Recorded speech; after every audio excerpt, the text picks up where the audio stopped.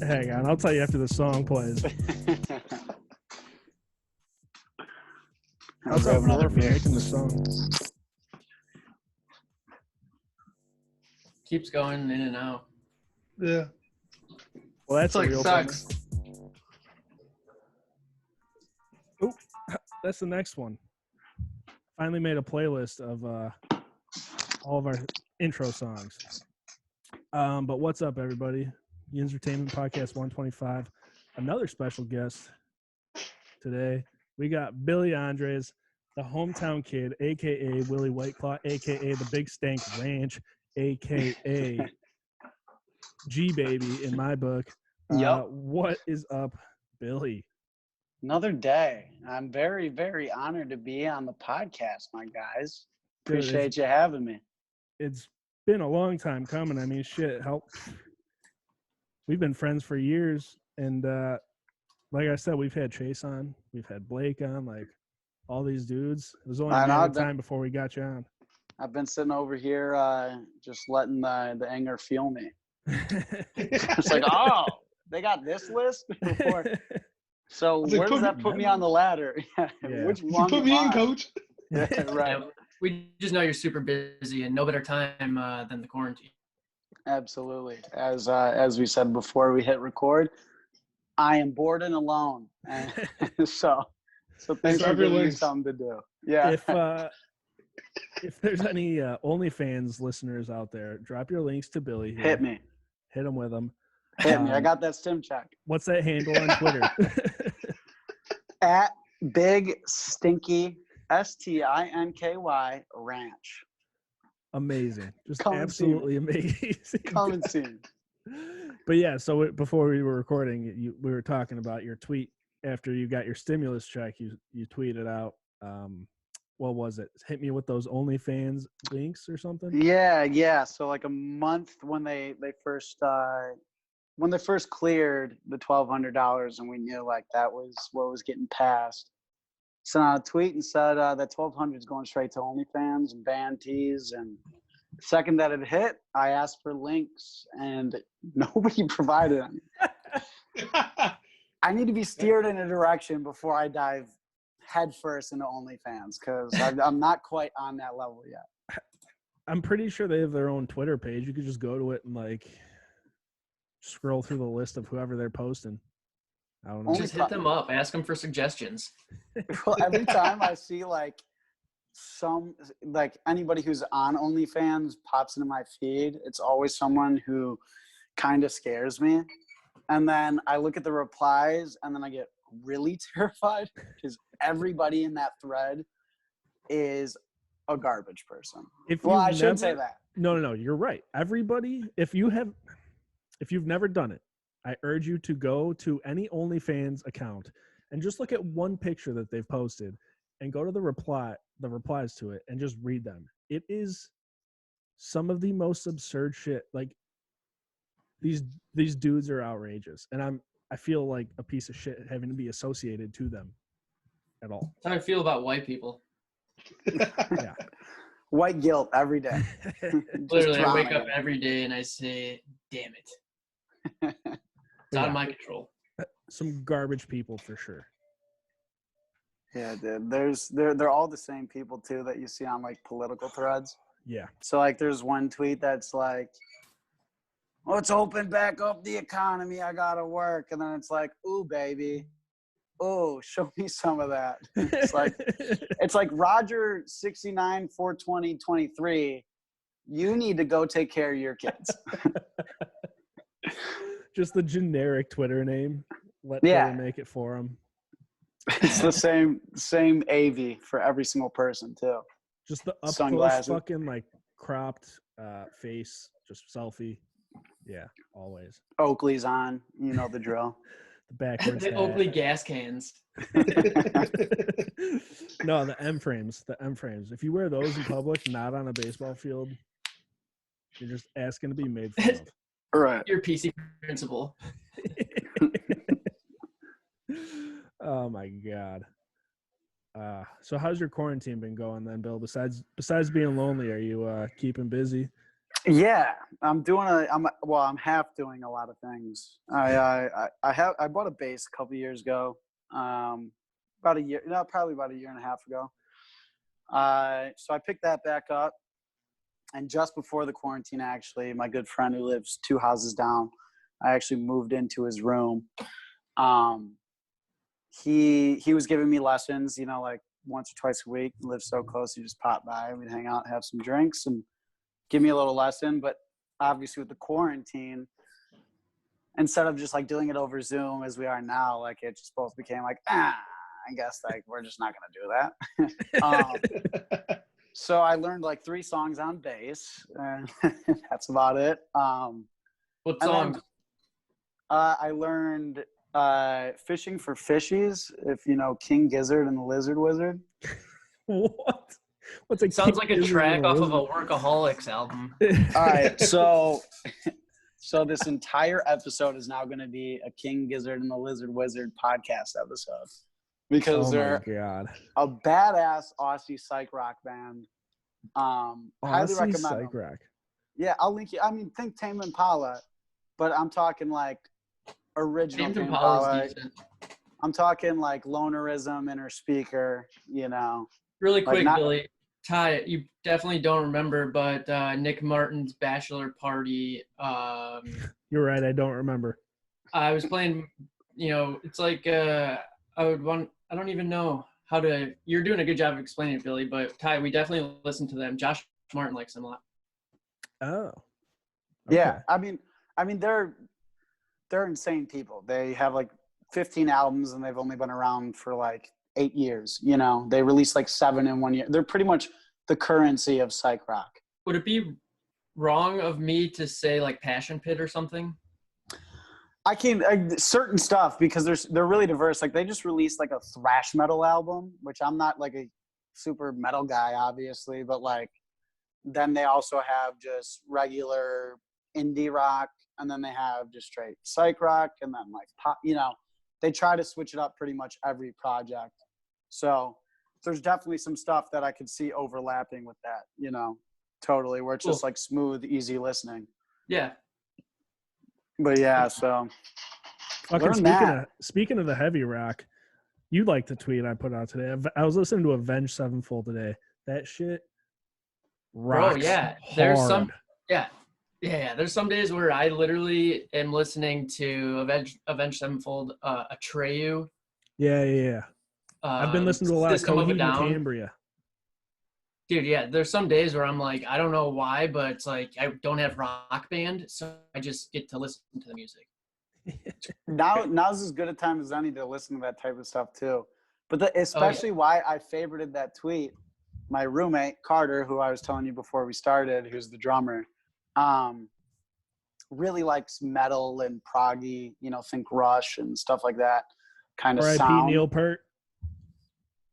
I would pour this out, but no. So he actually yesterday was showing me Avenged Sevenfold, because I didn't really listen to that. I mean, you knew me growing up; it was all hip hop. Yeah, it was hip hop, and then they got into DMB, and then other than that, it's all completely changed since. But he was showing me Avenged Sevenfold yesterday, and I was like, literally like jaw dropped to the floor, like, holy shit! Yeah, these guys play. I used to listen to them so fucking much. I played the drums growing up. Like, yeah, you want to learn the bass, you come jam with my dad and my brother at his buddy's house in Benoit. Yeah, Benoit comes and plays guitar. Let's go. Dude, it's a good fucking time. Get a little high. Get a little high. I'm into all that. Yeah. It's a good fucking time, dude. Dude, we'll have to set they'll that teach up. you. They'll show you the ropes. So you're pretty big into Dave Matthews, you said. Michael, you're a pretty big DMB guy these days, huh? Alex, do you like DMB? I don't hate him. I've dabbled with it, but I'm not too crazy about it. Dabbled with it? Just a little dibble dabble. A little bit. It's like a little. It's too white for me. Half the band is black. I know. That's a weird part. That's funny. I don't know. There's something about wait, black people aren't Americans?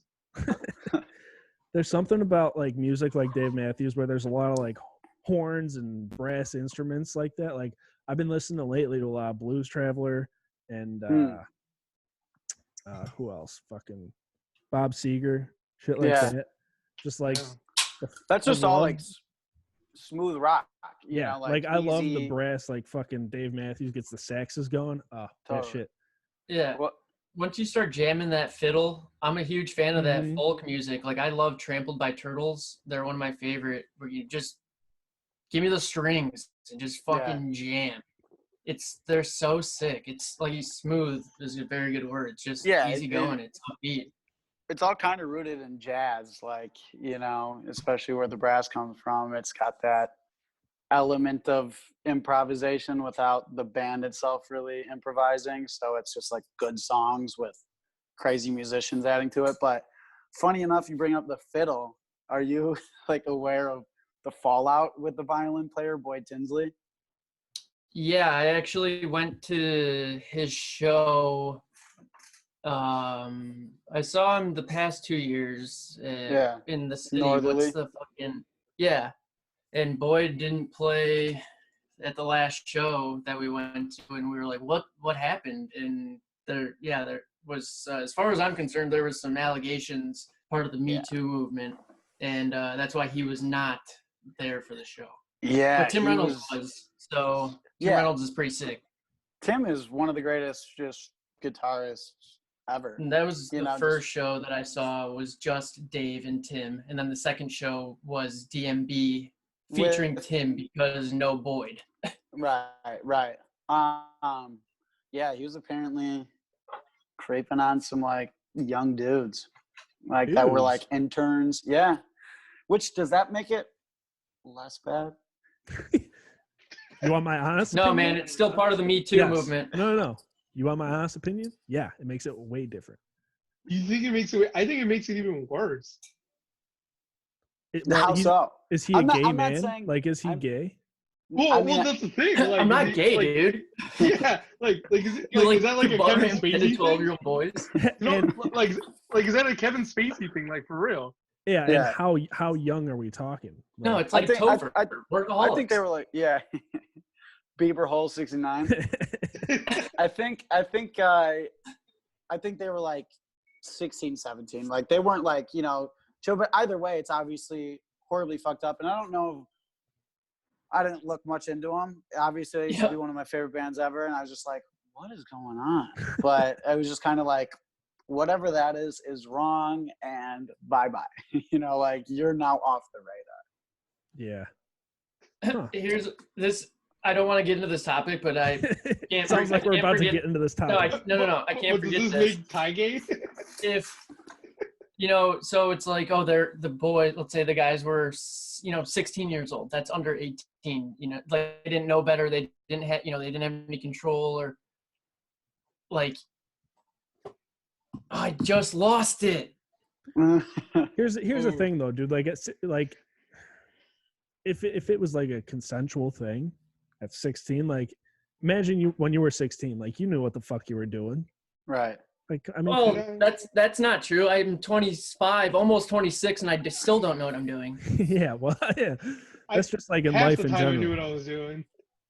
Well, okay, so then it brings up the Dave Chappelle joke, which I'm sure you guys are familiar. I think it's from Killing Me Softly, where he's like, "Yep, it's the R. Kelly 15-year-old getting pissed on." And he's like, "When I was 15, I didn't know everything, but I knew I didn't want to get pissed on." Yeah. So it's what, but no, obviously the situation's still horrible. But and it was weird. I don't think it was like, a lot of.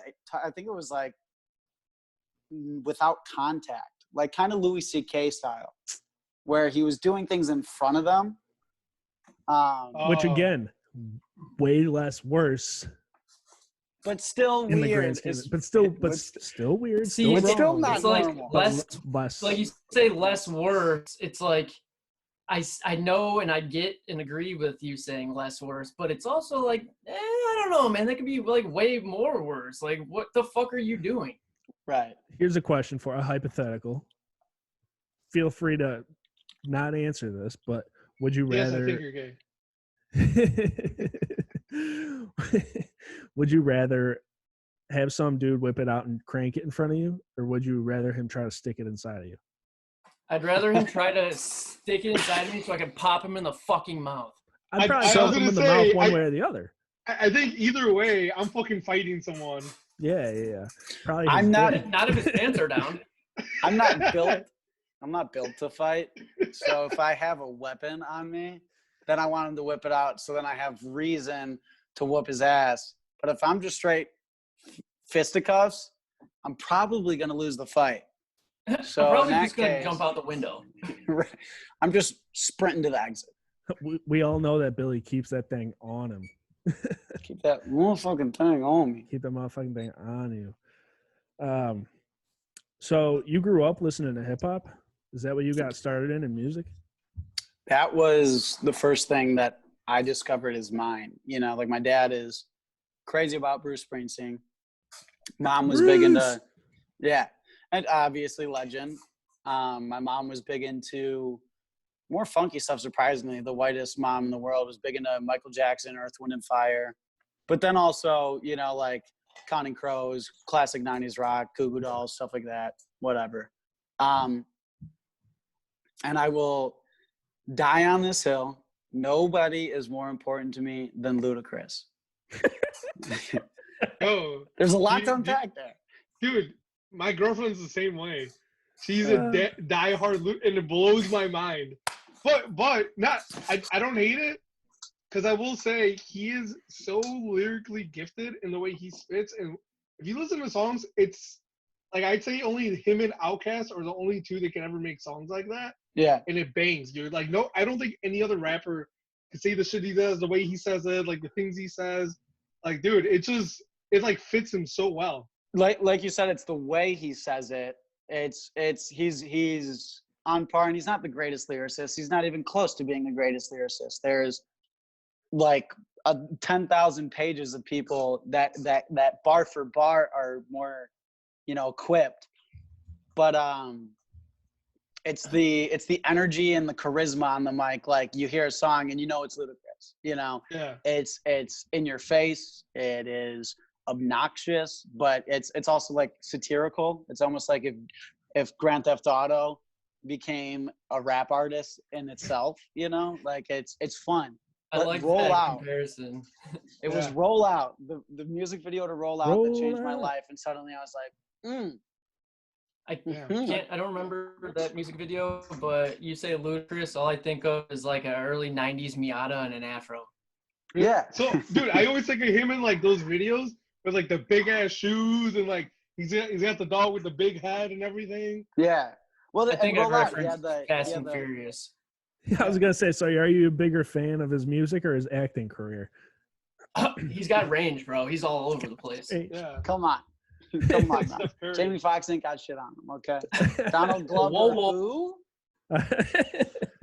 Ludacris walked so Donald Glover could fly. That's hilarious. Just saying. Last like week, that. how much I respect Donald Glover, Yeah, because talk he's so about fucking range. yeah. He's got so much comedian, actor, lyricist, rapper, writer, producer. He's a very talented man. But I did not fuck with his new album. I listened to a little bit of it. I think it's going to be perceived, because I was kind of the same way. I didn't not like it. I enjoyed it. I listened to it a couple times.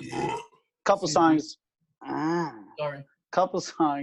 I pulled off, and I'll listen to a bunch, but it's kind of one of those, I think it's, and this might be a bit of a stretch, kind of like Yeezus, where it's different and it's not what people are expecting from the specific artist. It's not like it's never been done at all, but the production and the direction seems forward thinking, you know, like, yeah. So while I don't like it now, maybe in a year, maybe in 2, I'll look back and go, okay. Dude, like even his last bit of music was like that. Even like Redbone, dude. That song goes so fucking hard. It doesn't even like spit on it. All of Awaken My Love, that whole project is fucking great. Yeah. So back to Ludacris quick. So what is this fast? I just don't understand this. Like why Ludacris? So it was rollout. Specifically, like I said, I don't remember all the details, but I just remember being probably 10 years old, probably shooting hoops in my front yard or playing wiffle ball with you guys or some dumb shit.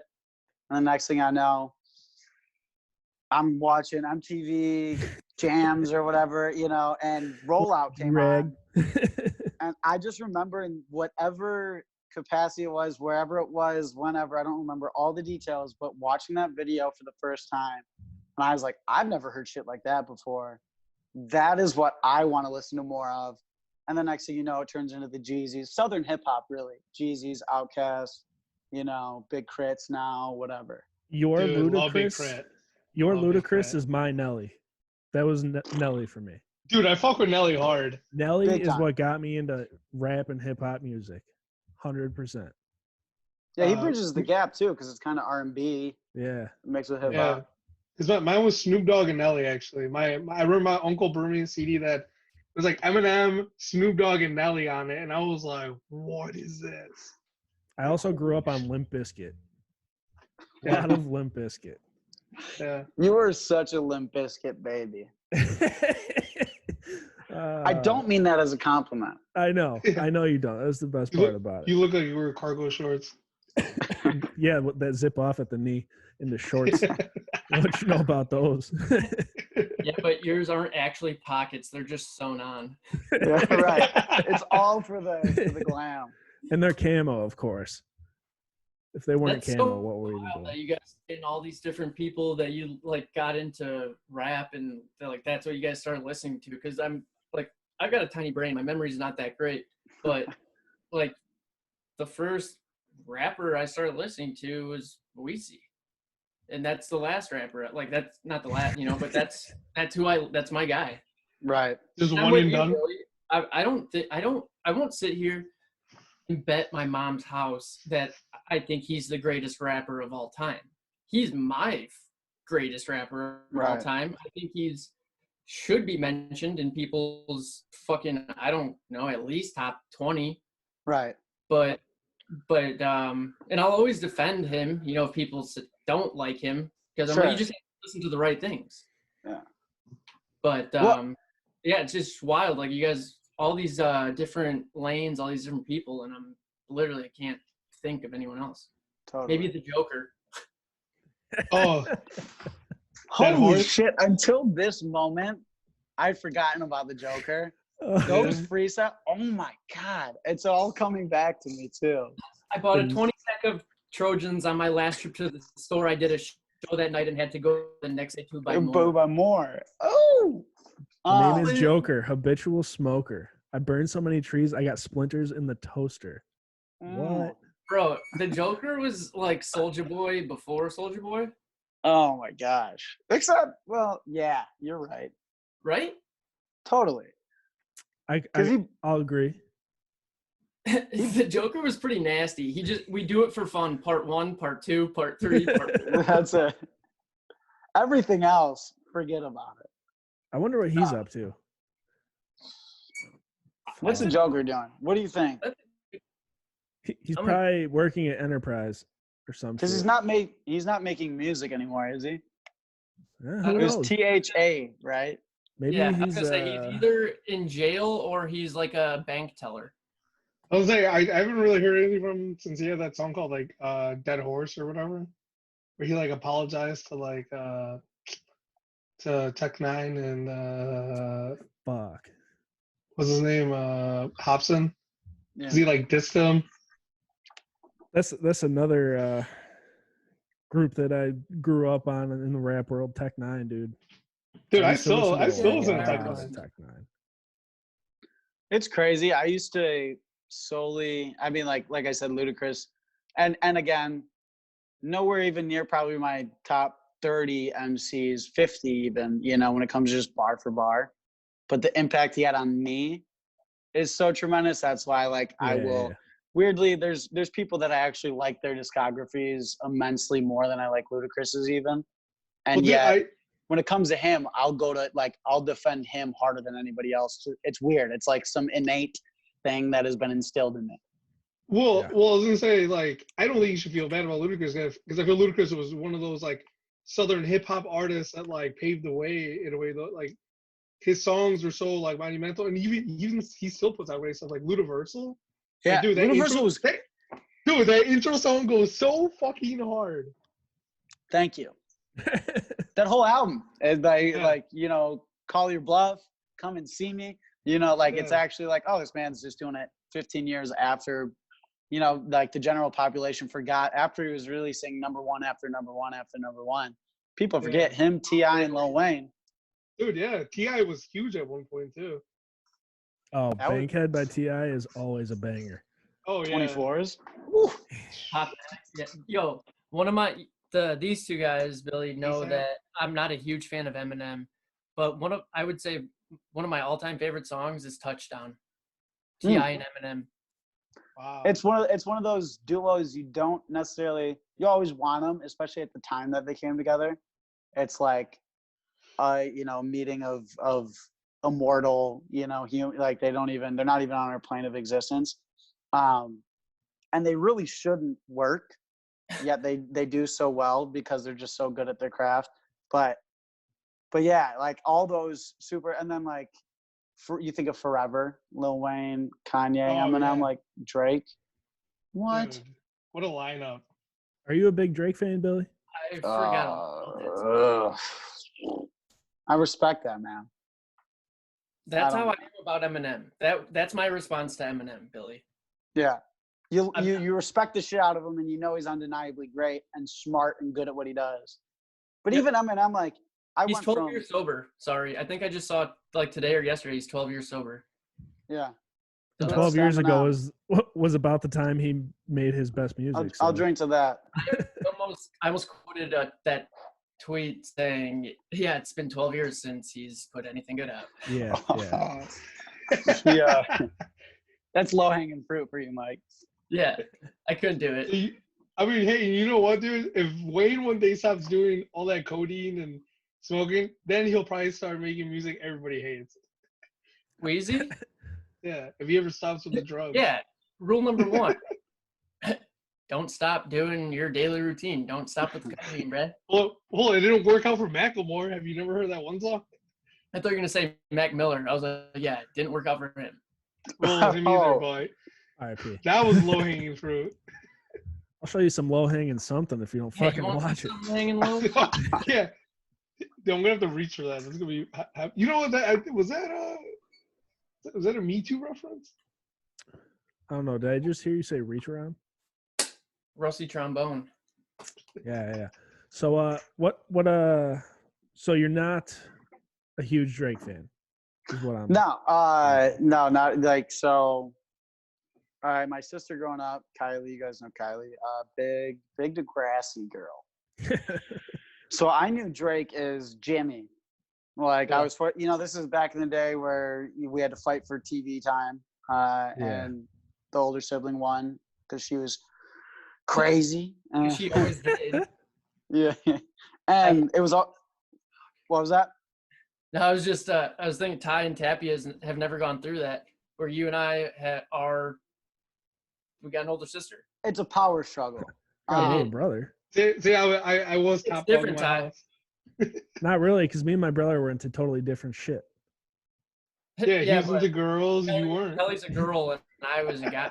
I'm still a guy, so that's a little different. I was a guy. Still.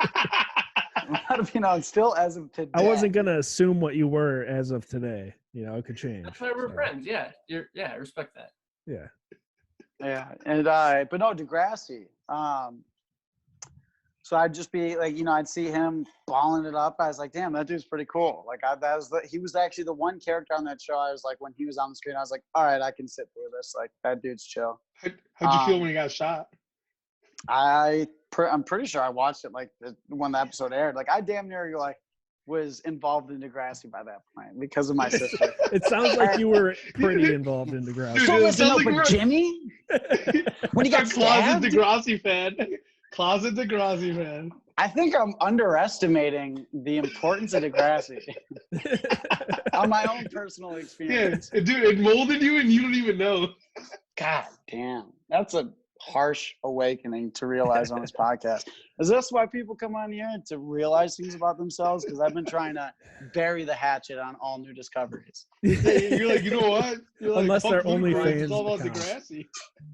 Yeah, right. Oh, No, man. but yeah, and then it was forever when all of a sudden like there's a whatever mixtape maybe So Far Gone or whatever where he's in the pea coat, and that was like I remember my older cousin sending me this like, hey, you'd probably dig this, and it was like a download link, you know, Kazam or whatever, Kazaa or whatever bullshit, and I listened to it and I'm like, wait, who's this guy with, again, Lil Wayne, Eminem, you know, Kanye, all my like fucking heroes of now, and was all in, and just the trajectory. I respect it again, but it got less about rap. I'm a rap guy, you know. Yeah. So if you're gonna be conscious, rap your ass off.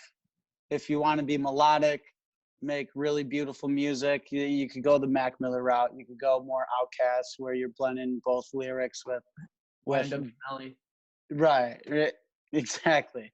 But Drake just got to his niche, which I get was probably the best for him capitalizing on success. And it's like one of those things he doesn't miss. It's all, you know, quality material. It's just not for me. But Yeah. Really quick, I like that, and I'm with you. I feel the same way towards Drake. You know, I like him, but I also think he's a cornball, and it's like, figure it out. Would you say, I was discussing this with a buddy, it's like I wouldn't necessarily call him like a rapper today. He's not a rapper. I think he left that title years ago. Yeah. You know, he's more of that R&B, hip hop, pop. But I'm not a rapper. He's more pop than anything, I think. For sure. So I've never been a Drake fan. I don't like everything he's ever put out. I'm just like, it's not that great to me. And the one song that I really like is from like his first album ever, City Is Mine. City Is Mine. Yeah. Like I fuck with that. But other than that, like I don't think he's ever put out. I will say, like, Nothing Was the Same was like the last time he kind of re-sparked my interest. Guys, I couldn't tell you the last time I listened to any songs off of it, but there's I forget the song title, but I remember, like, I think it was my freshman sophomore year of college when it came out, and I was like, all right, again, you know, I'm gonna give it a shot as a hip hop fan, and you know, he's had the hype for 2-3 years now. You know, I've liked him, and it was good. You know, it was worth the listen, but again, never solidified itself in my rotation. Yeah, because I'm not like, oh my god, Drake. I love Drake. Oh my god, Drake, bitch. But like, yeah, I mean, same thing. I hate his R&B shit because also he didn't write any of it. It was all The Weeknd. And Quentin Miller. Yeah. Well, dude, Quentin Miller was like, even his bars was just so dope, so dumb. But yeah. I will say, like, the early Drake that like songs like Uptown, that shit went hard. Like when he actually like same album as City Is Mine. Yeah, dude. When like he actually spits, I will listen. Like if there's songs where he actually he has bars, I'll listen. If he doesn't, I don't care for it. But I'm not going to say, yo man, put on Drake. I love Drake. Right. Like some of his new shit bangs with Future, man, but also that's Future sound that he's on. You know, I mean. He can elevate anybody he's working with, which is a trait not many people have per se. Yeah, well, I shouldn't say not many, but not everybody has, and it's not, you know, there's people that I like way more that are, in my eyes, way more talented, and even I'll be like, yeah, if they were to collab with just anybody, it probably wouldn't hit. But Drake knows how to like bridge the gap, and that's where like he's a businessman, he's a song maker, but he's not an MC. You know, and he's not bar for bar anywhere near, which, you know, I've gotten less into just bars as I've gotten older and more into the sound, but just enjoy everything. Who just told us that recently? Was that Blake? Blake. Yeah. That's why he said he doesn't fuck with Lil Wayne so much because he needs a hook and a melody. Right. Yeah, that's why he loves like Young Thug. Yeah. Yeah. Well, I think I saw was that so clip. lost. I was so lost when Blake said that he won't listen to like remixes. I think he was offended. I don't know. I think McGrory got offended. No, I mean, I wasn't offended, but it's just like, all right, well, I'm not gonna say anything because it's like, what do you mean you don't like remixes to songs? It's Yeah. like Dej Loaf, Try Me. Yeah, that was a fucking terrible song. Wheezy murdered it, bar for bar, the whole song. You know, it's like, and that's the biggest difference. Like Bill, you're saying, if you're gonna go in, like go in. You know, if you're gonna make a melody, make. But that's my biggest thing with every single artist is their commercial stuff is not very good to me. Like Right. Chance's commercial stuff, booty. Wheezy's commercial stuff, the fuck, not good. Like Carter 5, not that No. great. It took 7 years to come out, not that great. I could have produced something better in 7 years. Yeah. Dedication 6, D6 Reloaded. Come on. There Dude, hasn't been anything better put out, no better album or mixtape put out in the last 2 years than D6.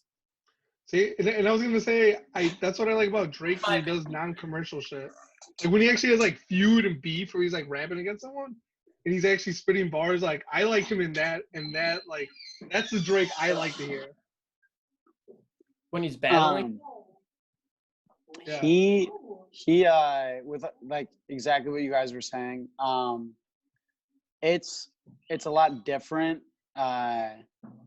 when you're thinking about, well, I guess in the landscape in the last few years, it's obviously changed in the last decade, you know, like where back then, especially too, like mixtapes were a little more rare, even though they were happening, and they were more the local grind, because now you can just post it. But you make these points like Chance, who was, you know, still I hold him in terms of favorite people and importance way higher than most, but his last 2 projects, I don't even know if I finished The Big Day, to be honest. I did. It was, I didn't want to, but I did. Right. But Wayne, you know, like, I mean, when it comes to songs,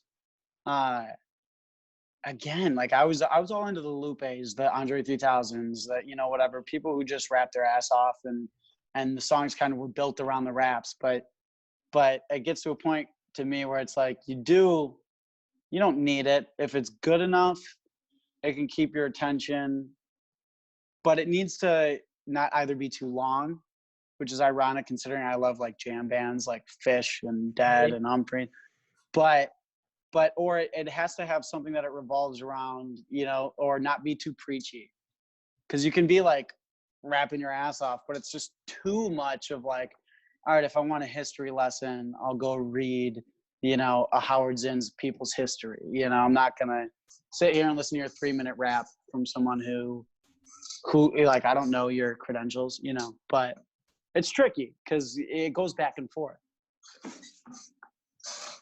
No, I agree, and it's like we were just saying, and I agree with Blake. You know, it's just like enjoy the music. It doesn't have to be all the bars, or it doesn't have to be the beat, or whatever. You know, just enjoy all of it, and that's like, to me, yeah. Like I said, I don't think Weezy's the greatest rapper of all time because I know that his lyrics are not the greatest of all time. Right. You know, but he says things that flow, that make sense, that rhyme, that, you know, it's just, I said it last week, I've got so many styles, I am a group. Like, what do you want to hear? Right. And I think that's the, sorry to cut you off. I think that's the reason that, like, you know, growing up, I hated Wheezy. Like McGrory knows, I was not a fan of Wheezy. Yeah. But the older I got, the more of a fan I became of him, and I love him now. But I think it's because what he says in his songs and his raps does make sense. Whereas the new rap music today, it's like, what the fuck are these people even saying? Tekashi 6ix9ine, what the fuck are you saying? Like, at least Wayne is saying something that makes sense. Wayne kind of started that trend too. Yo, of like, get it. Just, yeah. Go ahead. No, you're the Wayne guy. You're the, no, I was gonna interrupt. I don't know exactly what you're here. I'll just cut in to say what I was gonna say, because McGrory, every time you bring up that line, it's funny you say that, because I think about it more and more every time. And now bringing up this Drake thing, it's like I'm surprised you don't like Drake. It's the same thing. He has so many styles. He is a group. He adapts. He's smart. He is, but Drake's not like I never have seen Drake as like a real rapper. Like I don't know. You know, like yeah, there's some song. I've got some songs of I've got 3 times as much Drake as I do Eminem on my phone. Like, Drake's an artist. Lil Wayne's a he's rapper. Young Money too, bro. Right. Like you got to remember that it's all Young Money. And Yeah. I was gonna say Short Dog. Dude, well, and I was gonna say because like Drake, if you ever hear him talk about Lil Wayne, he like loves Lil Wayne, and Lil Wayne looks at him as like, yo, I helped create this guy that's just fucking incredible. Not That's just right, yeah. This That's why, entire like in a way, like that's rap. why that's why I'm surprised you don't fuck with Drake, because like in Lil Wayne's eyes, like Drake's like one of the best things that ever happened to music. I'm with- not to say Oh, that yeah, he's no, right or I he's get it. wrong. Lil Wayne can be a great No, I like rapper that. and have bad opinions too. No, but You can love like it. You Billy with separate the fans. artist from the music, or it's the like person Billy, from the music. you know, it's like I respect what Drake's done, and he's put up so much different shit. But it's also like Drake's on the fucking court side of every Raptors game, looking like a jackass. I can't support a guy like that. He's a TikTok era type, even though he was before it. Obviously, he He's feeds LeBron. into He's the like social LeBron. media. Corny as hell. He drives me. He's a cornball. I think. That's why I like Weezy. Follow at Big Stinky Boys on Instagram. When the Raptors won, we made a dumb fucking meme. It sucks and it's not even that funny, but it's funny to us because we like to rag on Drake a bit. But it's just a literal ball of corn with a Raptors hat on, and it's like CC Drake, because it's exactly he's corny. But he's really good at what he does, and he's smart, and he's going to make way more money than anybody I know. So kudos to him. I respect him. Yo, and while we're saying it, we were just Drake doesn't write his own stuff. He freestyles everything he puts out. Come on, Right. like, But Lil Wayne shows that to be very apparent when he does that. yeah, at the TOP smoking Sneak this. You got OCD, but not OCD. No, but Greg knows this about me because I fuck with Wayne. I just Right. think he's put out way too much shit.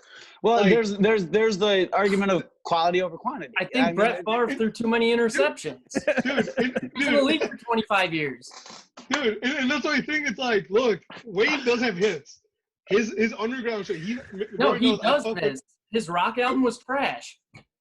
Oh, I'm not even counting that. Like That that that's not even even count. it doesn't exist as far It's as one of his styles, all right? It's just like those mixtapes. Like I'll find 5 songs that I fuck with hard, and then the rest of them I can never listen to again. And I hate that. That's why I also don't fuck with Drake, because I think he puts out too much music that I can never listen to all of it. Like I was like, yo, cool, I got 4 songs out of this, and 4 of them are already on the radio. That's why Weezy took so long to release C5. He knew you'd be pissed if he dropped it right away. What a No, guy. for real though, Billy, Tapia, and Ty, I don't remember if we talked about it. Billy, what's your take on Funeral? Did you listen to Weezy's Funeral? I actually didn't. Cool. I actually did not. Well, so Wow. That let's was the dive last into time Billy ever came Just on. end it now. You're just gonna skip this week's episode. yeah, right. Actually, everybody trash it. So I'll come back. Give me a week. I'll listen to it. I'll come back First to a round. 5-page essay, MLA format, intro, 3 body paragraphs, conclusion, and I can tell you what. No, actually, I didn't listen to it. Wayne. So I was going to say earlier, Wayne is one of those who I loved as I discovered, because obviously rap at that time was materialistic. It was fun. It was weird. It was charismatic. And then I quickly kind of got into 90s era through Tribe Called Quest, like early Outkast, Busta, Wu-Tang, whatever. But Wayne was obviously one of the undeniable pillars, especially for our generation. And my trajectory with him is so weird because I loved him at a first glance, obviously also being a big Luda, T.I., all that Southern hip hop and stuff they're all so connected and similar. And then about the time we started fucking with Drake and bringing Drake on, I feel like his quality started tapering as Drake was soaring, he was kind of plummeting. And obviously a lot of that goes with drug habits and this and that, whatever he had going on. I know he's had his big lean problem at the time. He was like, went to the hospital, whatever. I don't want to cut you off, but I want to say no. too, his marketing, his man, like, you know, they were all under Young Money, Right. but when Drake did his own thing, and Weezy was still getting bent over the barrel and thrown the 50 states by fucking Young Money, Cash Money. Birdman fucked him, bro. Which is a weird feud after all those years that suddenly like popped up kind of like out of the smoke. You know, like I said, if you only listen to his commercial stuff and stuff that's put out, yeah, you're not gonna like him. But like I search for stuff, and there's search that gets leaked that was supposed to come out, and stuff that was supposed to be part of C5, and stuff that was supposed to, you know, like there's so much shit that I feel like I'm surprised he's still even like around because his management fucked him, and he fucked his managing. Right. I didn't mean to cut you off, but I had to say that because that's a huge part of it. No, totally. I mean, that's a big thing I have. I'm a huge Lupe Fiasco guy, obviously, and about Lasers is when people started forgetting about him. One of the greatest lyricists of all time. And some of his days making top 3. Yeah, same. He's top 5. And you ask your favorite rapper, and they're gonna tell you they don't want to fuck with Lupe because, you know, bar for bar, he's great. And a big thing was Lasers was supposed to be this huge album. Everybody was hype on the heels of The Cool and Superstar and then the more lyrical stuff on it. And then all of a sudden it comes out pretty poppy. And it was not my favorite at first, but I mean, it's all his internal battle with his label. So that I totally get. And that was around the time it was less Wheezy. I was less enthused with than it was his fans who, again, just like Drake fans are like, he can do no wrong. They can't admit when it's not up to quality, which, like, don't get me wrong, they're still titans when it comes to the overall like creating waves and movements within hip hop and rap, but that doesn't mean that they didn't make 1, 2, 3, 4, 10 false steps at times, you know, like they're not exempt from that. So yeah. And then in recent years it really started back with, because give me Drought 3 Lil Wayne, give me Carter 2, Carter 3 Lil Wayne, you know, all that fucking injected into my veins. But cool. Then I lost him for a bit, and then it was about the time College Grove with 2 Chainz. Whew. That was like 2016, no? Or 2017? Yeah. So like 2012 probably to 2016, I like had a hiatus from him. 2016 was like, all right, College Grove, Wayne's still raw. So you didn't fuck with No Ceilings at all? No Ceilings, I think I was probably too bitter to enjoy it. I'll give it an honest listen, and when you guys inevitably invite me back, well, just pencil me in already. I'll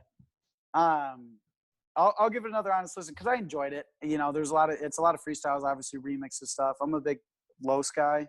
Yeah, same, bro. Same. Obviously, and he built this shit off of and he did Sorry for the Wait, which is literally No Ceilings, but him remixing it and just being like, now this is a masterclass in rapping. But obviously Lil Wayne did his thing. Like it was like a statement of sorts, you know, amidst all the Drake blowing up and whatnot. And I liked it, but it's just didn't stick. So maybe I got to run it back and with fresh ears. Well, the thing is with that too is you can't run it back on Spotify or Apple Music because his management fucked him, and he has nothing that is available to the public. You have to search for it on SoundCloud. Those mixtapes are like hard because they have to get clearance from like whoever. Yeah. Well, especially with samples and shit. But like, is it on Dat Piff? Yeah, it is. And that I've got my laptop here. That's why I've been downloading music like I've been in 6th grade. Right.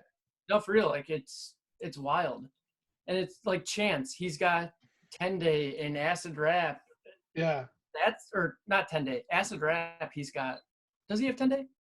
I'll check. 10 Day made it up there. On Apple Music too. I think. Yeah, so I think he's they got added those two. around the time. Why doesn't Weezy have No Ceilings? Well, dude, because No Ceilings aren't all his beats. None of them are his beats. That's what I'm saying. That's the difference. Well, think so about how it, can you make the song and like sell copies? You know, like if Certain 10 Day and Acid Rap are both on there. Well, like, certain dude, things like, have that's to the go thing. through clearance. Yeah. So But- he wouldn't well- be well, able to get no ceilings on Apple Because Music. think about it, like 1999, Joey Badass. It's on Yeah. Spotify. A lot of those beats were former, like, like old 90s hip hop It's on Apple Music. instrumentals. Yeah, and they're on Spotify. So that's like, again, that's a clearance issue. That's a management issue. Whoever owns the rights, which I think he was independent. Like, I think he always has just been on Pro Era, which is his own thing. So once he got clearance from whoever produced and wrote the songs, whoever had the rights over the instrumental, obviously it didn't get uploaded till like 2 years ago, after it came out whenever in high school. We were like 18. But that all had to be cleared. And that all goes to whoever has the rights over it. So I'm assuming that's exactly after a point they had to clear Wheezy to remix those and put it on platforms to sell, but then it has to probably go back to his management because the actual IP of those songs, I would assume, are then whoever's fucking them. So this flash drive I have with all Wheezy's mixtapes is worth a lot of money because none of that shit's ever going to be released on Apple or Amazon or YouTube or Spotify. Yeah, dude, sell it for all it's worth. Fuck you, Ty. Copy it a couple times over, but Yeah. let that shit fly. Yeah, just post up at the flea market. So, Billy, what kind of rappers or hip hop artists are you fucking with today? Then, like, who's your go-to these days? Well, you Ludacris, mentioned were you not paying attention? Huh? Ludacris forever. Well, yeah. No, more current people like JID, Isaiah Rashad. It's funny because Earth Gang's fucking another group who I love everything I've heard, and yet I wouldn't confidently tell you 5 songs made by them, but I could probably rap and quote 20. Like I just really I know I like them. Yeah, it's just good quality music. And then you mentioned before we started this Denzel Curry, who's another guy who I will weirdly go to bat for. Taboo was fucking awesome. Obviously, Unlocked with Kenny Beats was crazy. It's experimental, and obviously he can rap toe for toe with pretty much anybody. Super unique. But like, again, is not somebody I know everything about or know every song by.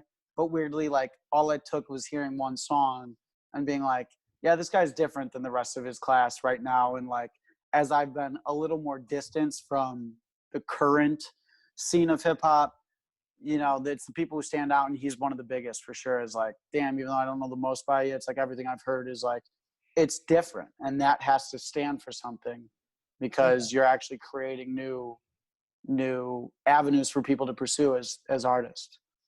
Yeah, and that you said that class I think it was 2016 freshman XXL double XL class was Uzi, Denzel, Kodak, 21 Savage, Lil Yachty. Right.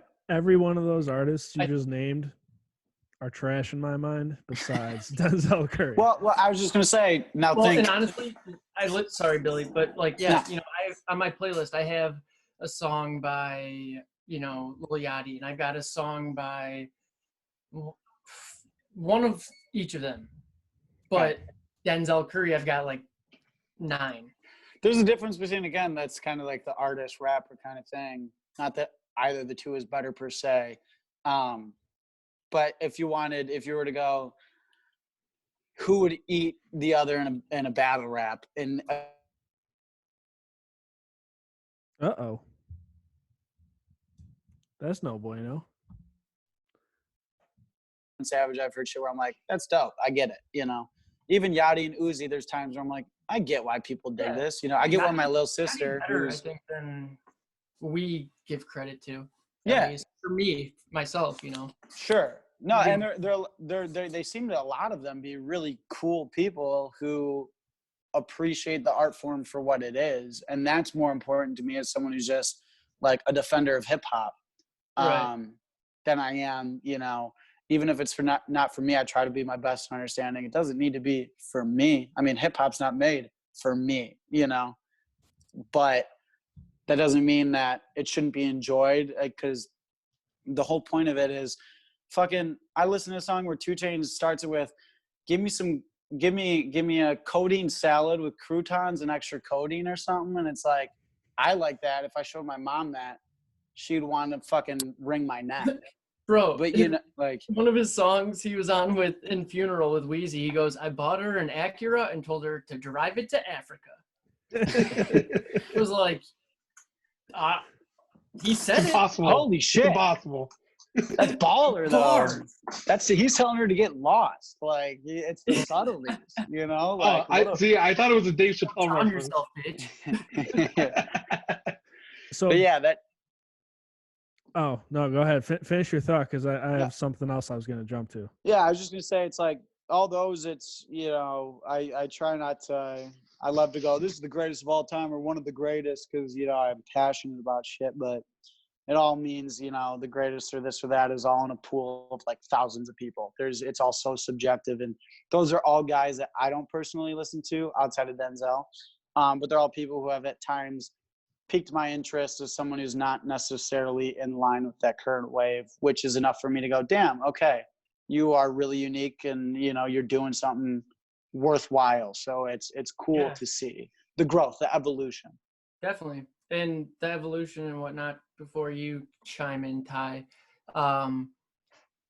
my favorite rappers as of right now, Billy, is like Wheezy, Smino, JID, Earth Gang, Denzel, you know?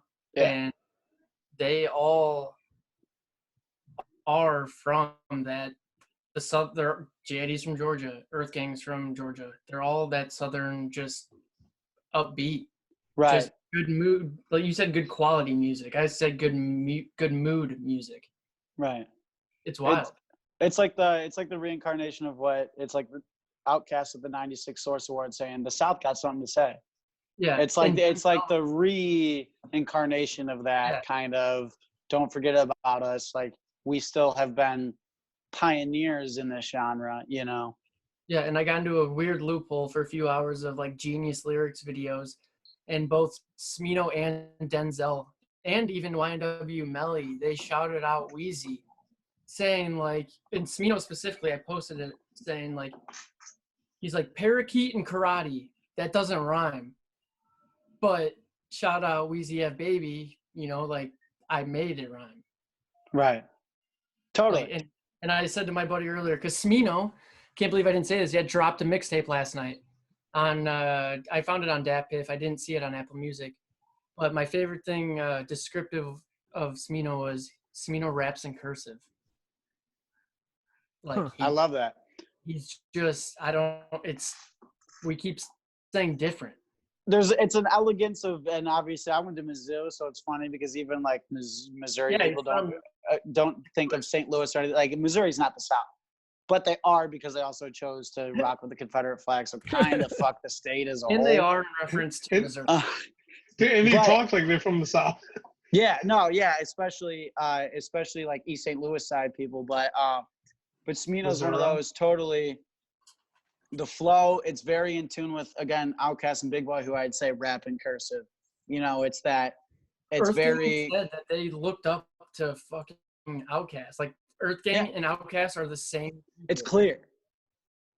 Very weird personality people, like totally expressing themselves very unapologetically. Yeah. Expressive, I guess. I don't know. Yeah. But I guess also the good thing is that Earth Gang will not take 4 years to release an album. And I don't think we'll ever make a video as good as Hey Ya. Dude. No shot. Don't be hating on the oldies too, the Players Ball or the Bombs Over International Players anthem. We can go on for days about Outkast. No, it was everything that we talked about in the last hour is 6 feet under compared to International Players anthem. I also want to say 6 Feet Under, a good album by the Ghetto Boys, another hip hop crew. You might know for Damn It Feels Good to Be a Gangster.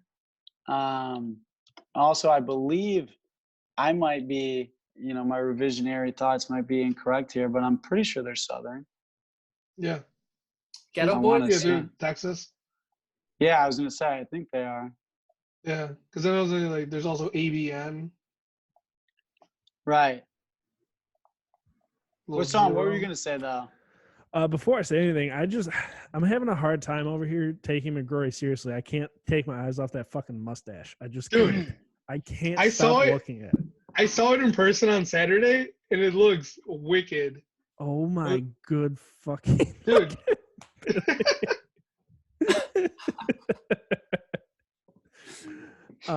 No, what I wanted to say is before these two hopped on the Zoom call, we were talking about a Twitter page they used to run. You should tell them about that because that's just pretty dope. You still run? No. So, do you guys Well, then follow what or have seen? about? Bitch. Have you seen or you probably follow or have seen shit pop up in your feed? Sleeping on Gems. It's on Instagram, Twitter, like whatever, 10,000, tens of thousands of followers, whatever. I think I so it's remember hearing about, or yeah. Yeah, I mean, you probably have seen shit pop up. Like it's pretty popular, and it's funny seeing people that I know like retweeting and favoriting it. Not knowing it Because was you. well, it's not me now.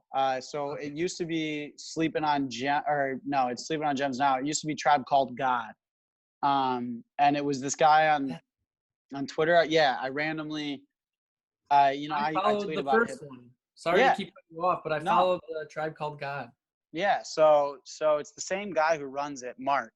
Really good dude from Philly, awesome guy.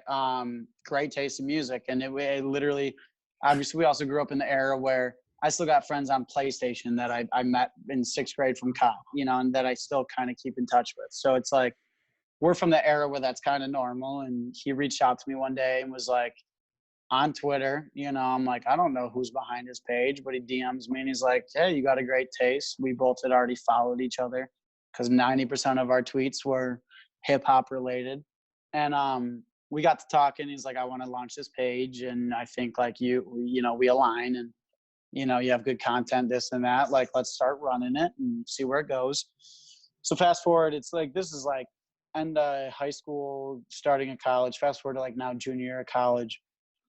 Like 50, 60,000 followers, including like Anderson .Paak and Puya, who's big Denzel guy, being from Florida. And I think Denzel followed us too. Earth Gang followed us, all these people who it's like, holy shit, we're not looking up to people who we've been obsessively listening to, just like tweeting our own little things. And he was one of the first to, because he ran the Twitter like 90% of it. In terms of just churning out content, he would clip videos.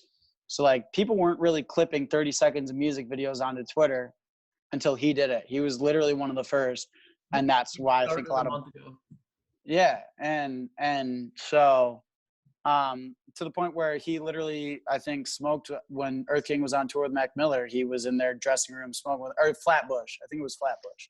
And like, because they would DM us like, hey, dude, we really appreciate your support. Like, your page is dope. Your music taste is great. There's a buzz, whatever. And we were like a month away from launching this website where it's just us two, starting to finally bring like our own trusted friends into the fold. It was like, okay, this person has good enough taste and they're creative and blah, blah, blah. And had it stockpiled with content and articles, and it wasn't just going to be your hot new hip hop where it's like clickbait articles. It's like the BuzzFeed of hip hop. Like, we didn't want to do that. We didn't want to do, hey, this album came out 24 hours ago, here's our review. We want to do, hey, here's this album that came out 17 years ago, and this is why it's still important to this day. For 8 hours. Yeah. Like, and get into it. Right. And just like different takes, and like, it's not about the instant gratification. It's about trying to really appreciate it and whatever. And literally a month before launch, like, we had a developer on the website, whatever. And obviously it's like a 3-man like team right now. So like everything was moving slow. We don't know what we're doing. We're piecing it with people we trust. And like a month before, we got shut down for copyright because of posting music videos. And we tried fighting it like, hey, okay, we deleted all those tweets. Like, we didn't know. So we don't know who was the first to report us or whatnot, but they never gave us the page back. And then Mark and I kind of severed ties because it was like, shit, we don't have any other page to promote. Hey, we're starting back up over here, you know? It's not like we could reach out to Anderson .Paak like, hey, this is the same people who ran that page. You want to follow us and retweet us again? You know, like, so it just fell apart. And he since has gone on to do Sleeping on Gems, which has gotten back to kind of like, it's like 50, 60,000 followers, does the same content. So shout out to Mark and shout out to Sleeping on Gems because great taste. Instagram, they have 175,000 followers. Dude, and the Instagram was made after the Twitter, like months after the Twitter, which is cool. Fuck. I just followed them and I'm looking at their page right now. They have 175,000 followers. Yeah. The thing is, I will say, and I know because of this this artist I really like, Ryan Simpson, graphic design, does a lot of NBA and hip hop stuff. If you guys know Shea Serrano, you've probably seen his art or tweets or whatever. Guy who wrote the Rap Yearbook. But he's been the biggest proponent of like, fuck Instagram as a creator. It's all about Twitter because as much as you'll get double the followers, he's like the actual interaction and those who actually go through and follow through and purchase, it's minuscule. So it's like, who knows if it's bots, whatever it is. But Instagram or Twitter, even if you have half the amount of people, it's still more effective in actually reaching the people. There's retweets and whatnot, right? Retweeting. Yeah, that's huge. Like the impressions and. I wanted to say quick though, so I went onto the Sleeping on Gems, right? Their first post that I see from 5 hours ago. Smino. Told you that's my dog. My dog Mark knows. Shout out to Mark in Philly. So we post this podcast with all the tags of the hip hop shit. You send it to your buddy Mark. He just puts it up on the Twitter. Dude, so I'm on this Sleeping on Gems page, and I clicked on their merch thing, and they have my favorite piece of merch that I'm gonna debate. Spaceships? It says gems on. Spaceships don't come equipped. Dude, that line goes so hard. It's fucking brilliant. I'm telling you, Mark is like, we in high school randomly, it was like, I was tweeting about Outkast, he was tweeting about Outkast, and I was like, this guy gets it. And then he was into the Charles Hamiltons while I was into the Lupes, and there's a lot of cross, like we were just into lyricists. And dude, another name that like just fell forgotten, another forgotten hero, fallen hero of hip hop. But yeah, so like really cool dude who, again, I've never met to this day in person, but like we fucking shot the shit. Like I feel like I know the guy, and we don't even talk on a monthly basis or a bi-yearly basis even anymore. Now that we're not working on the project together, but like forever we'll try to plug that guy up. Like just good taste in music and is in it for the right reasons to promote it, to get it out there. Maybe we get that project rolling again.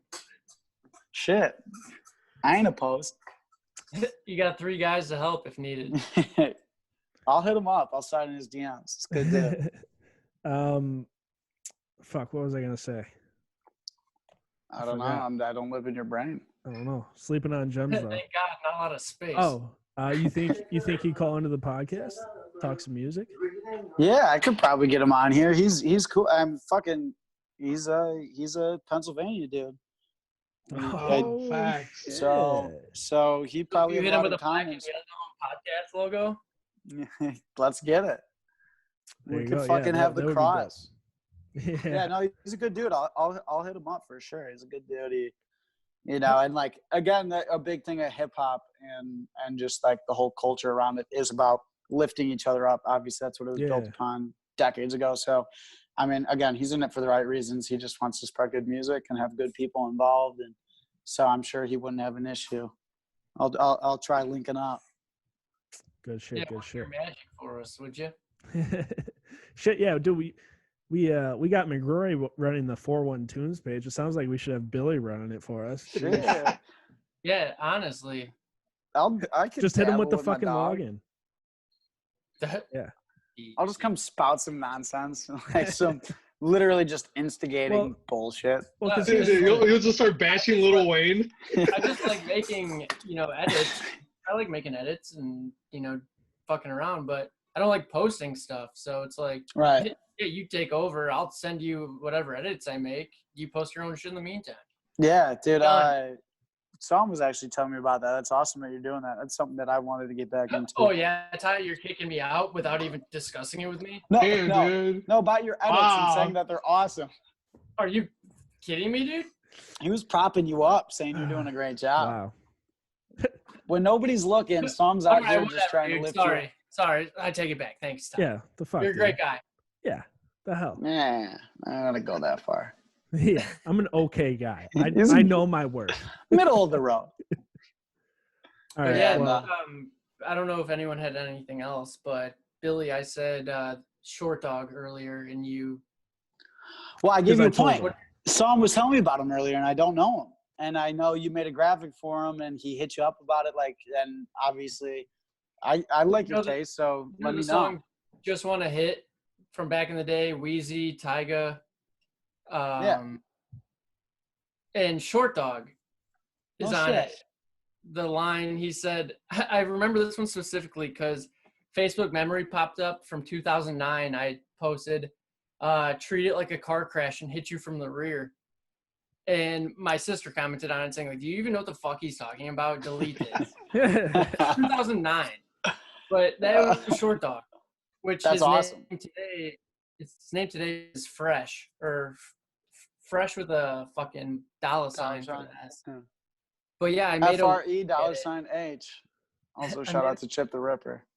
Oh yeah, bitch, I feel good. Don't I look stupendous?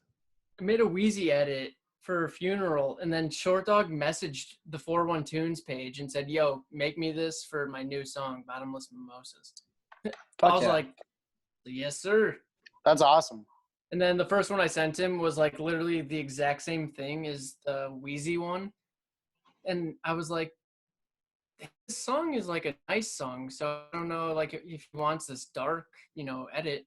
He's like, "Can you make it lighter? Because the song's like kind of happy." Right. So, literally, I ended up like messaging him back and forth Friday through Sunday. I made so many different edits trying to get the right one. Right. That's cool. Yeah. The And then, collaboration of it is awesome. Yeah, and also shout out to Teray, Hip Hip Teray. He's got his second album dropping relatively soon, and he asked me to do the cover art on that one again. Is he gonna come on the podcast finally? Yeah, what Bro, the fuck? When he stop ghosting us? When he hit me up, literally it was yesterday or 2 days ago, the first text was, "Yo, my bad, bro. I just saw this now." So maybe we'll get him on here shortly. But new album. Like fucking 4 weeks late. He sent me one of the tracks, and it's pretty fire.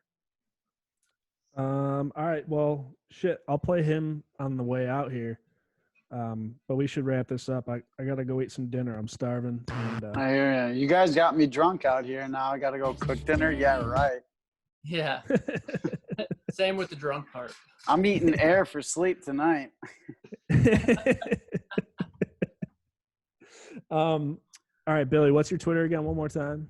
Let the people know. Big Stinky Ranch. It is spelled exactly how it is pronounced. And also follow the @Big Stinky Boys BOIS on Instagram. It is a bullshit meme page, but there's some funny shit on there. We got some shit in store, so holler at us. Dope. All right. Well, you could find us at entertainment.com. All the links to the podcasts are in there. Spotify, Apple Podcasts, you name it, you could find it. YouTube, at Yins Daily on the social media. YINZ Daily. We'll be back episode 126 next week. Thanks again, Billy. We'll be in touch about this whole Instagram thing.